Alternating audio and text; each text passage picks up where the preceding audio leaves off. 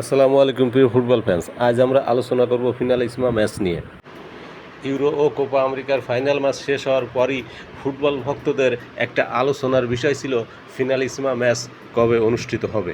দুই মহাদেশ থেকে ইউরো চ্যাম্পিয়ন হয় স্পেন ও কোপা আমেরিকা চ্যাম্পিয়ন হয় আর্জেন্টিনা। 2025 সালের মাঝামাঝি সময় এই ম্যাচটি হওয়ার কথা থাকলেও দুই দলের ব্যস্ততার কারণে সেটি আর করা সম্ভব হচ্ছে না। আর্জেন্টাইন সাংবাদিক গাস্তল এদুন জানান, সূচি জটিলতার কারণে ফিনালিসিমার আয়োজন নিয়ে তৈরি হয়েছে শঙ্কা। চলতি বছরের বাকি সময় এবং আগামী বছর স্পেন ও আর্জেন্টিনা দুই দলই আন্তর্জাতিক বিরতিতে ব্যস্ত সময় পার করবে, যে কারণে এই ম্যাচটি আয়োজনের জন্য উপযুক্ত দিন তারিখ খুঁজে পাওয়া যাচ্ছে না। আয়োজক হতে এরই মধ্যে আগ্রহ প্রকাশ করেছে অনেকেই। এই ম্যাচটির আয়োজক হতে চায় আর্জেন্টিনার ক্লাব রিভার প্লেট। নিজেদের মাঠ এস্তাদিও এল মনুমেন্টালে দুই দলকে আতিথ্য দিতে চায় তারা। অবশ্য আর্জেন্টিনা ফুটবল ফেডারেশনও আছে নতুন করে যুক্ত হয়েছে রিভার প্লেটের পক্ষে স্পেন। যুক্তরাষ্ট্রের কোন মাঠে এই ম্যাচটি আয়োজিত হবে সেটা অবশ্য এখনো জানা যায়নি। ধারণা করা হচ্ছে নিউ ইয়র্কেই হতে পারে এই ম্যাচটি। আর 2025 সালে আয়োজন করা না গেলে এই ম্যাচের জন্য সম্ভাব্য সময় হিসেবে ভাবা হচ্ছে 2026 সালের মার্চকে।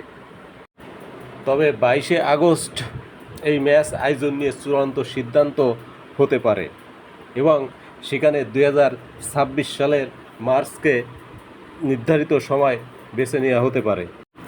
2022 সালে ফিনালিসিমার সর্বশেষ লড়াইয়ে মুখোমুখি হয়েছিল আর্জেন্টিনা ও ইতালি। ম্যাচে 3-0 গোলে জিতে শিরোপা নিজেদের করে নেয় লিওনেল মেসির দল। ফিনালিসিমায় প্রথমবার আয়োজিত হয়েছিল 1985 সালে। সেবার উরুগুয়েকে 2-0 গোলে হারিয়ে চ্যাম্পিয়ন হয় ফ্রান্স। এরপর দ্বিতীয় আসরে 1993 সালে মুখোমুখি হয় আর্জেন্টিনা ও ডেনমার্ক। ট্রাইব্রেকারে ড্যানিশদের হারিয়ে শিরোপা জেতে আর্জেন্টিনা। এখন পরের বার স্পেনকে হারাতে পারলে প্রতিযোগিতার হ্যাটট্রিক শিরোপা জেতার সুযোগ আছে আর্জেন্টিনার।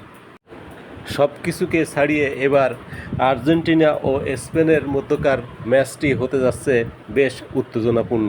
একদিকে স্পেন দলে রয়েছে পারফরমেন্সের তুঙ্গে থাকা ইয়ামাল, যাকে ভাবা হয় মেসির উত্তরসূরি। বর্তমানে ইয়ামাল বার্সেলোনা ক্লাবের হয়ে খেলছে। আর আর্জেন্টিনা দলে রয়েছে সর্বকালের সর্বশ্রেষ্ঠ প্লেয়ার লিওনেল মেসি। তাই ফুটবল ভক্তরা অধীর আগ্রহে বসে আছে এই ম্যাচটি দেখার জন্য। ধন্যবাদ সবাইকে।